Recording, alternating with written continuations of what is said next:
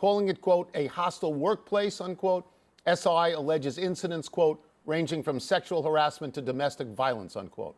The report concentrates on former team president Terdema Ussery, painting him as a repeat offender, and on Mavericks in-house reporter Earl Snead, who reportedly pled guilty to hitting his girlfriend in the face. And then Snead subsequently assaulted a fellow Mavericks employee who he was dating.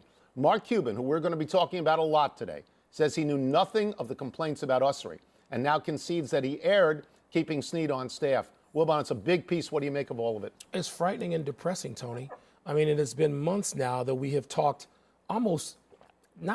every day about the culture of workplace and sexual harassment and sexual assault up through, with sports coming on board in a frightening way with Michigan State.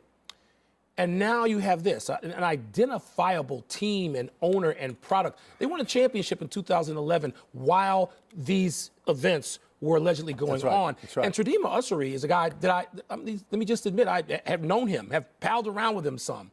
And he's not an unknown quantity. We're talking about a Princeton grad who his star was rising in such a way he was mentioned as a possible successor to David Stern as commissioner. And now the report centers, for the most part, on him. Who knew Paints what when, Tony? And what does the league do about this now? Here's what the league does. The league steps in today and says, we are going to do our own investigation, and says to Dallas, thank you for offering to investigate yourself, even with outside people coming in, but no, we're going to take it over. Donald Sterling was easy. This, you have to find out who knew what and when. You cannot have women work for an organization who are terrified to work for the guy who is the president or other people floating around in this organization. Yeah. And ultimately, it's going to come around on Mark Cuban, who we both like very much. Mark Cuban has taken the Rick Pitino defense. I didn't know anything about Ussery and all these things happened. I didn't know about them in the time that they happened. That doesn't necessarily work. He's the most hands-on guy we know. Yeah. And so it's going to be hard to believe that Mark Cuban knew nothing of this. So it may be, but also we've had other situations where people at networks and other workplaces didn't know about their colleagues. And they say, I didn't know, whether women or men. And so I don't know who knew what when. That needs to be established, by the way. It's got to be a timeline. It's very important. And neither of us believes that this is an isolated incident, that there are no other teams where this is prevalent. Can't take that position. There's even more confronting Mark Cuban today. The NBA announced the league is fining him $600,000 for making, quote, public statements detrimental to the NBA, close quote, on a podcast hosted by none other than Hall of Fame icon Julius Erving. Cuban said he recently told his own players over dinner, quote, losing is our best option, close quote, for this season, adding, quote, Adam would hate hearing that, close quote. Well, Adam Silver did hate hearing that. Tony, everybody knows tanking is a way of life in the NBA. With that in mind, is a penalty this large justified? This part amuses me. You sit here on this show for 17 years, and you talk about tanking as if it is a solution to all problems. Some problems. Particularly for the Bulls. This year. You wanted them to tank. This year. 2008, too. You wanted the Lakers to tank. And, so this happened. Why aren't you fined?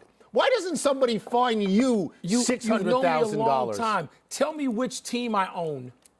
Let me know. And then something they can find me. The 76ers made the statement, trust the process. It enabled them to get Embiid and Ben Simmons. They totally tanked. How many years? 7, 8 years? Tanked. They've been tanking. Yeah. So, but Tony, you can't talk about it publicly.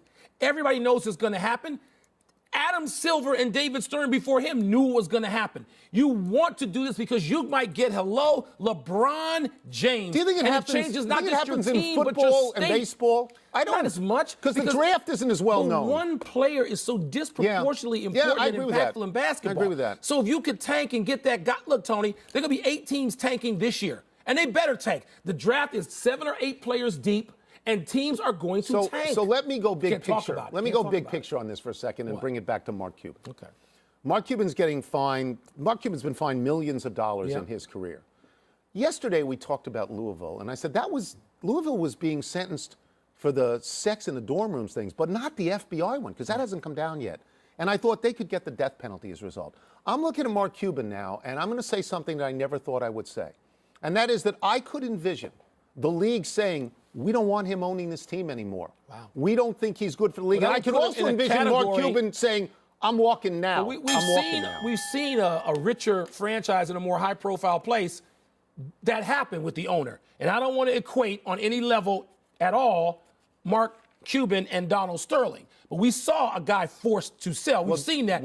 It'd be a dramatic thing, Tony. I don't know that Jerry Richardson just walked away. I know. I'm just wondering if the league looks around at all of this and says, this is not good for us. It's not good for us. But the two guys we have mentioned, let's be fair about this, they were personally connected with these and massive there's nothing to indicate that was Mark Cuban. I'm just saying that every once in a while, the culture moves at such a rapid rate that things happen that you cannot foresee.